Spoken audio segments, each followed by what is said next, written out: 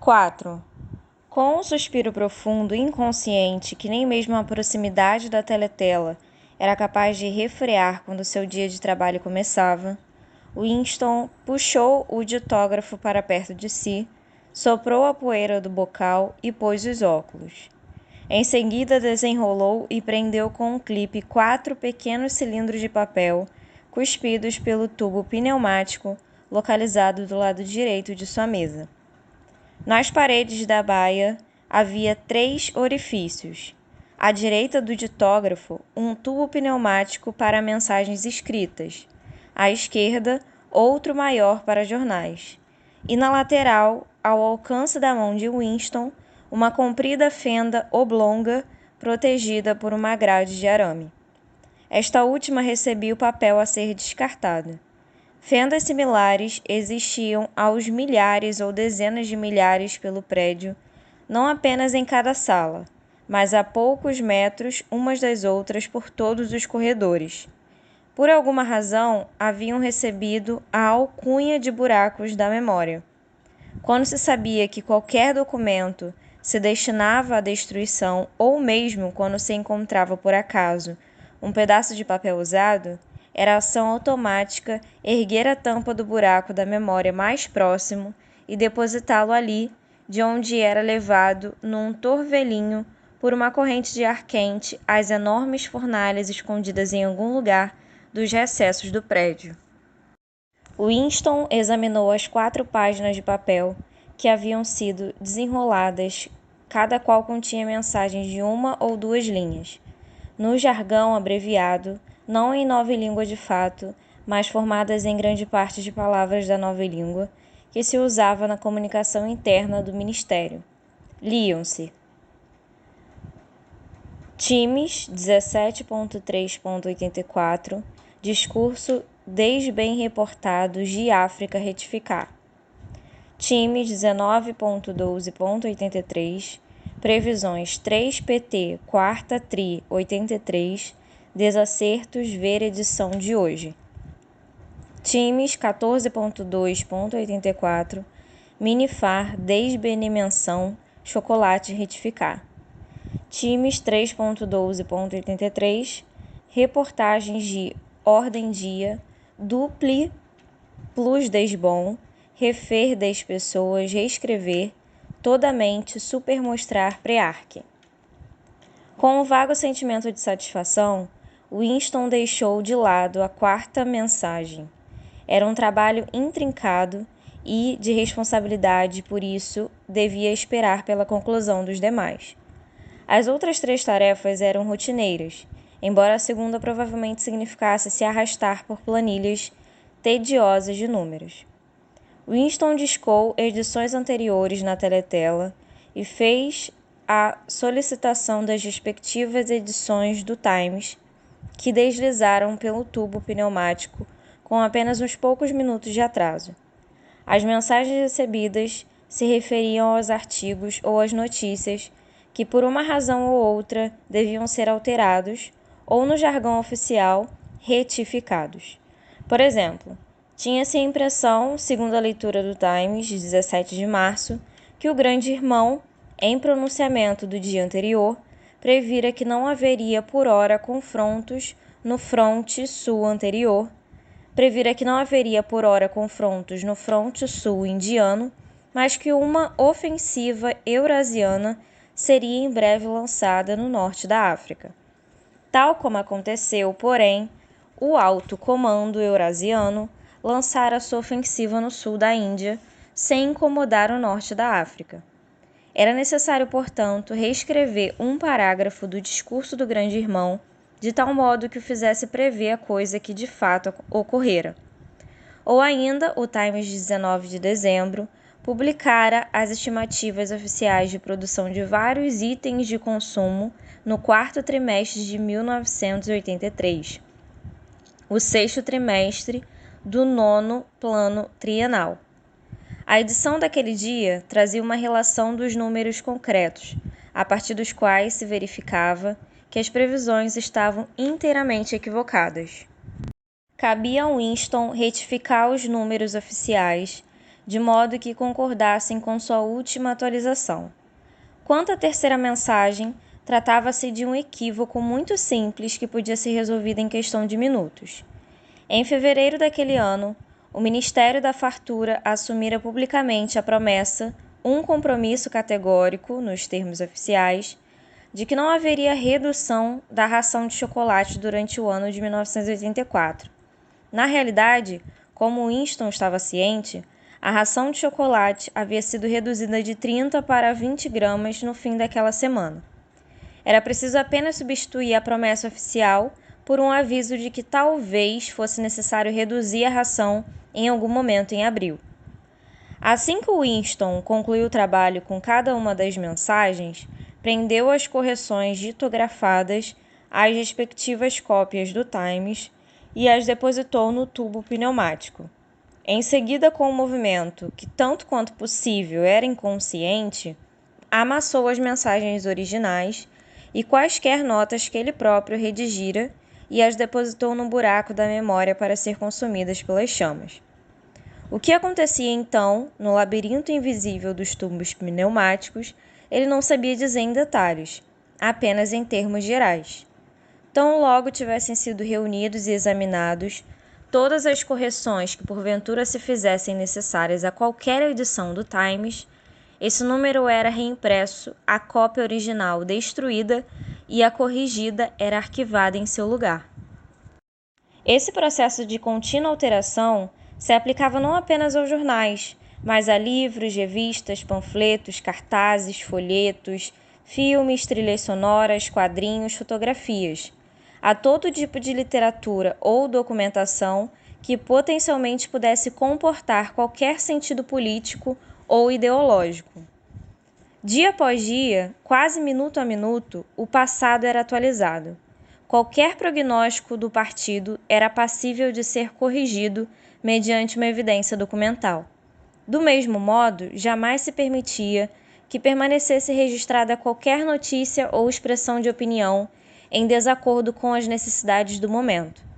A história inteira era um palimpsesto, um pergaminho raspado e reescrito tantas vezes quanto fosse necessário. Em caso algum, teria sido possível, uma vez realizado o feito, provar que uma falsificação ocorrera. A maior seção do Departamento de Registros, muito maior que qualquer outra na qual Winston trabalhara, era composta apenas de pessoas que tinham por função rastrear e coligir todas as cópias de livros, jornais e outros documentos que tivessem sido substituídos e deviam ser destruídos. Um número do Times que, por causa das mudanças de alinhamento político ou equívocos nas profecias anunciadas pelo Grande Irmão, pudesse ser reescrito, ainda uma dúzia de vezes permanecia nos arquivos, portanto sua data original, e nenhuma outra cópia que o pudesse contradizer era permitida. Os livros também eram recolhidos e reescritos incontáveis vezes e eram, em geral, relançados sem que se admitisse que haviam passado por alterações. Mesmo as instruções escritas que Winston recebia e tão logo as executava, invariavelmente descartava, jamais afirmavam ou sugeriam que se cometia um ato de falsificação. As referências sempre diziam respeito a deslizes, erros, impressões ruins ou citações equivocadas a ser corrigidas em nome da precisão. Mas, a bem da verdade, refletia ele, enquanto efetuava ajustes nos números anunciados pelo Ministério da Fartura, talvez o termo falsificação não se aplicasse àquela tarefa. Tratava-se apenas da substituição de um absurdo por outro. Boa parte do material com que se trabalhava não tinha qualquer contrapartida real, nem mesmo tipo de contrapartida presente numa mentira pura e simples. As estatísticas eram fantasia, tanto em sua versão original quanto em sua versão retificada. Boa parte do tempo, esperava-se que fossem inventadas pela equipe de trabalho. Por exemplo, a previsão do Ministério da Fartura de que a produção de coturnos para o trimestre seria de 145 milhões de pares. A real produção falava, no entanto, em 62 milhões. Na previsão retificada, porém, Winston reduzira o número a 57 milhões, de modo a permitir o recurso à afirmação usual de que a meta havia sido superada. De qualquer forma, os 62 milhões não eram mais verdadeiros que os 57 milhões, ou que os 145 milhões. Era muito provável que os coturnos não houvessem sido fabricados, era ainda mais provável que ninguém soubesse quantos tinham sido produzidos e não havia qualquer interesse em sabê-lo. Tudo o que se sabia era que, a cada trimestre, números astronômicos de coturnos eram lançados no papel, enquanto talvez metade da população da Oceania não dispusesse sequer de calçados. E assim era com toda sorte de fatos registrados, grandes ou pequenos. Tudo se dissolvia num mundo de sombra, em que, por fim, não se sabia ao certo nem mesmo a data do ano. Winston se voltou para o outro lado do corredor. Na baia imediatamente oposta à sua, um homem miúdo de barba por fazer e olhar acurado, de nome Tillotson, trabalhava com diligência, com um jornal dobrado nos joelhos e os lábios bastante próximos do bocal do ditógrafo. Tinha o ar de quem tentava manter o que dizia em segredo entre si e a teletela. Ele levantou a cabeça e seus óculos lançaram um reflexo hostil na direção de Winston. Winston mal conhecia Tillotson e não tinha ideia do tipo de tarefa que lhe fora dada. Os funcionários do departamento de registros não falavam abertamente sobre suas tarefas. No longo corredor sem janelas, com sua dupla fileira de baias e seu infindo farfalhar de papéis e murmurar de vozes nos ditógrafos, com certeza havia uma dezena de pessoas que Winston nem sequer conhecia pelos nomes, embora todos os dias as visse andando apressadas nos corredores, de um lado para o outro, ou gesticulando nos 2 minutos de ódio. Ele sabia que na baia ao lado da sua, a mulher miúda e ruiva trabalhava dia após dia na tarefa de rastrear e apagar da imprensa os nomes de pessoas que haviam sido vaporizadas e, portanto, passavam a ter sua existência negada. A atribuição não deixava de ter coerência, já que seu próprio marido fora vaporizado alguns anos antes. E a poucas baias de distância, uma criatura tranquila, ineficaz e sonhadora, de nome Alpleforte, orelhas muito cabeludas e um talento surpreendente para o jogo com rimas e métricas, encarregava-se da produção de versões adúlteras, chamavam-se-nas textos definitivos, de poemas que haviam se tornado ideologicamente ofensivos, mas que por uma razão ou outra precisavam ser mantidos nas antologias. E essa sala, em que trabalhavam por volta de 50 pessoas, era apenas uma subseção, uma célula mínima, dentro da imensa complexidade do departamento de registros. Adiante, acima, abaixo, havia outras multidões de trabalhadores ocupados com uma inimaginável quantidade de trabalhos. Havia as imensas oficinas de impressão, com seus subeditores, especialistas em tipografia e estúdios minuciosamente equipados para a falsificação de fotografias. Havia a seção de teleprogramas, com seus engenheiros, produtores e companhias de atores escolhidos a dedo por ser hábeis imitadores de vozes. Havia os amanuenses de referência, cujos exércitos eram encarregados de realizar o levantamento e a listagem de livros e periódicos a serem recolhidos. Havia os vastos repositórios onde os documentos corridos eram guardados e as fornalhas de paradeiro oculto em que os originais eram destruídos. E num e noutro lugar, em completo anonimato, estavam os cérebros diretores que coordenavam todo o esforço e estabeleciam as diretrizes que apontavam quais fragmentos do passado deviam ser preservados, falsificados ou apagados da existência. E o Departamento de Registros, enfim, era apenas um simples ramo do Ministério da Verdade, cuja tarefa primordial não era reconstruir o passado, mas suprir os cidadãos da Oceania de jornais, filmes, cartilhas, programas de teletela, peças de teatro, romances, de todo tipo de informação, instrução ou entretenimento imaginável, de uma estátua a um lema, de um poema lírico a um tratado de biologia, de um livro de alfabetização infantil a um dicionário de nova língua. E o Ministério não tinha apenas de suprir as mais diversas necessidades do partido, mas também de repetir toda a operação no nível mais baixo em favor do proletariado. Havia toda uma cadeia de departamentos específicos que trabalhavam com a literatura, a música, o drama e o entretenimento geral do proletariado. Ali eram produzidos jornais vulgares, cujo conteúdo se limitava praticamente a esportes, crime e astrologia, romancezinhos sensacionalistas de 5 centavos, filmes com forte componentes de nudez e sexo e canções sentimentais compostas inteiramente de meios mecânicos num tipo especial de caleidoscópio conhecido como versificador.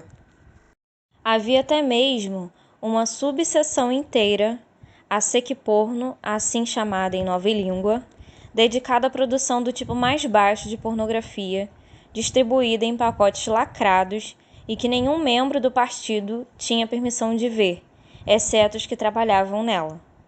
3 mensagens haviam deslizado pelo tubo pneumático enquanto Winston trabalhava, mas eram assuntos simples, que ele despachou antes mesmo que os 2 minutos de ódio os interrompessem.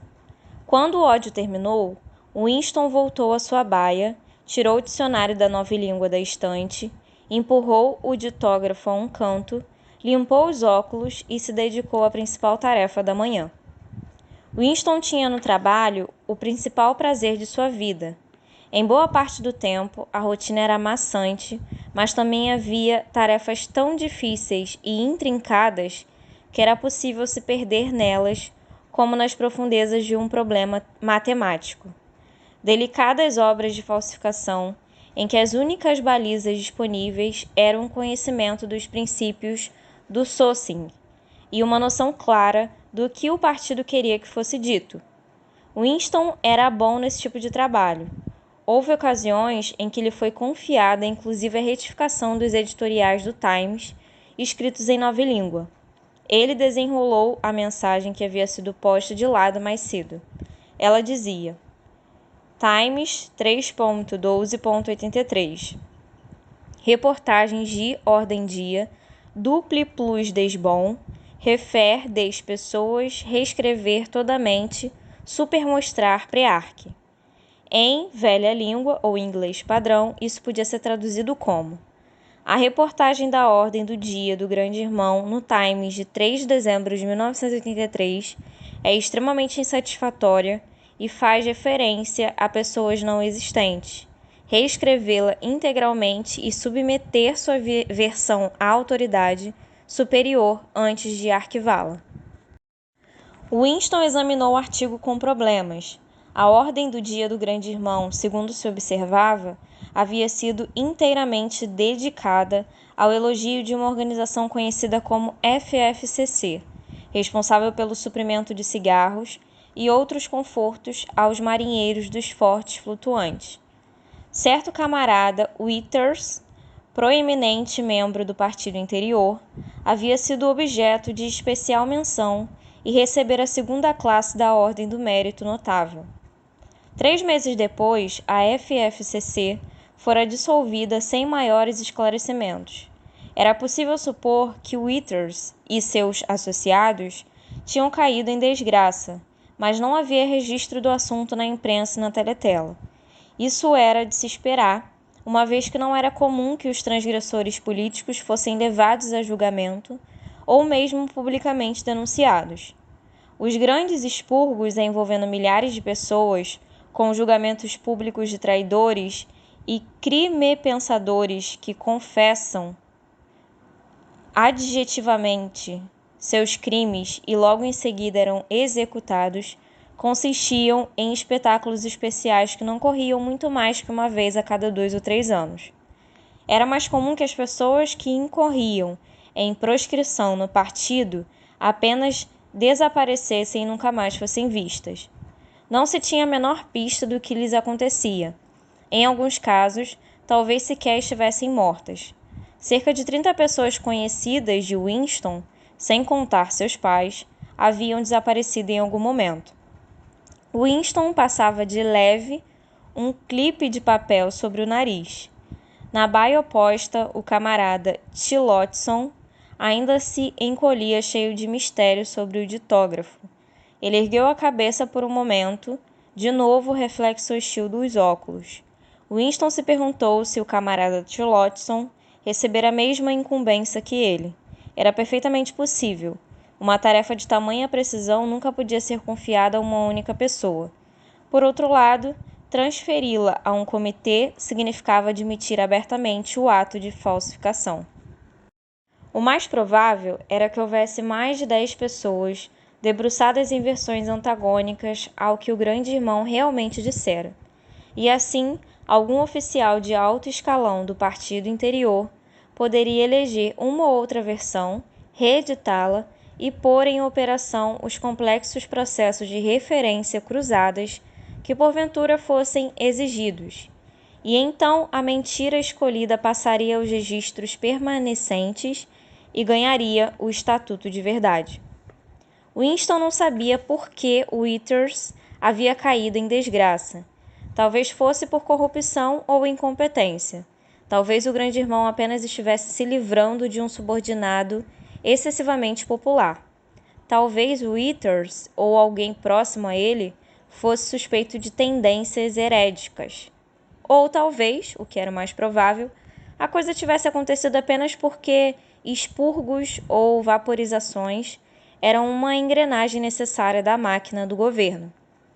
A única pista de fato recaía nas palavras ref 10 pessoas, as quais indicavam que Withers já estava morto. Não era possível inferir o mesmo quando as pessoas apenas tinham sido presas. Às vezes elas eram soltas e permitia-se que ficassem em liberdade por 1 ou 2 antes que fossem executadas. Muito de vez em quando, algumas pessoas que se acreditava estarem mortas, havia muito tempo faziam uma reaparição fantasma em algum julgamento público, no qual denunciavam centenas de outras em seu testemunho antes de desaparecerem, dessa vez para sempre. Withers, contudo, já era uma despessoa. Ele não existia, nunca havia existido. Winston decidiu que não seria suficiente apenas reverter a tendência do discurso do grande irmão. Era melhor fazê-lo lidar com algo totalmente desligado do assunto original. Ele podia converter o discurso numa usual denúncia de traidores e crime-pensadores, mas era um pouco óbvio demais. Por outro lado, inventar uma vitória no fronte ou algum triunfo da sobreposição no 9º plano trienal podia complicar excessivamente os registros. Era necessário produzir uma peça de pura fantasia. De súbito, veio-lhe à mente, como que pronta, a imagem de certo camarada Ogilvy, morto recentemente em batalha em circunstâncias heróicas. Havia ocasiões em que o grande irmão dedicara a ordem do dia à celebração de algum tipo humilde e prosaico do partido, cujo percurso de vida e morte se tornava um exemplo digno de ser seguido. Assim chegara o momento de celebração do camarada Ogilvy. Era verdade que não existia tal camarada Ogilvy, mas umas poucas linhas impressas e não mais que 2 fotos falsas poderiam dar-lhe vida. Winston pensou por um instante. Em seguida puxou o ditógrafo para perto de si e começou a ditar no estilo bem conhecido do grande irmão, um estilo a um só tempo pedante e militar, e em virtude do artifício de fazer perguntas e imediatamente respondê-las. O que podemos aprender com esse fato, camaradas? A lição que também está dentre os princípios fundamentais do Socin, de que, etc., de fácil imitação. Com 3 anos de idade, o camarada Ogilvy recusara todos os brinquedos exceto um tambor, uma submetralhadora e uma maquete de helicópteros. Aos 6 anos, um ano antes do programado, por uma concessão especial, ele ingressara nos espiões, aos 9 torna-se líder de tropa. Aos 11, denunciara seu tio à polícia do pensamento, depois de escutar uma conversa que lhe pareceu ter tendências criminosas. Aos 17, ganhara o posto de organizador distrital da Liga da Juventude Antissexo. Aos 19, havia projetado uma granada de mão que foi adotada pelo Ministério da Paz, e ao primeiro teste matou 31 prisioneiros eurasianos numa explosão. Aos 23, o camarada Ogilvy morrera em combate. Perseguido por caças inimigos enquanto sobrevoava o Oceano Índico com importantes despachos, Ogilvy transformou sua metralhadora em lastro e a lançou ao mar com documentos e tudo. Um fim, dizia o grande irmão, impossível de ser contemplado sem sentimentos de inveja. O grande irmão acrescentou uns poucos comentários sobre a pureza e determinação da vida do camarada Ogilvy. Era um total abstêmio e não fumante, não tinha passatempos senão a hora diária gasta na academia de ginástica e vivia sob voto de celibato, convicto de que o casamento e os cuidados exigidos por uma família eram incompatíveis com a dedicação total e irrestrita ao cumprimento do dever. Seu único assunto de conversa eram os princípios do Socin, e não conhecia outros propósitos na vida além de derrotar o inimigo eurasiano e caçar espiões, sabotadores, crime-pensadores e traidores em geral. Winston pensava consigo mesmo se concedia ou não ao camarada Ogilvy a ordem do mérito notável. Por fim, decidiu não fazê-lo, pois implicaria uma referência cruzada desnecessária. Mais uma vez, ele observou o rival na baia oposta. Alguma coisa parecia lhe dizer com certeza que Tillotson se ocupava da mesma tarefa que ele. Não havia modo de saber de quem seria o trabalho por fim adotado, mas sentia uma convicção profunda de que o seu seria o escolhido. 1 hora atrás, o camarada Ogilvy nem sequer havia sido pensado, agora era um fato. Pareceu-lhe curioso que fosse possível criar um homem morto, mas não um homem vivo.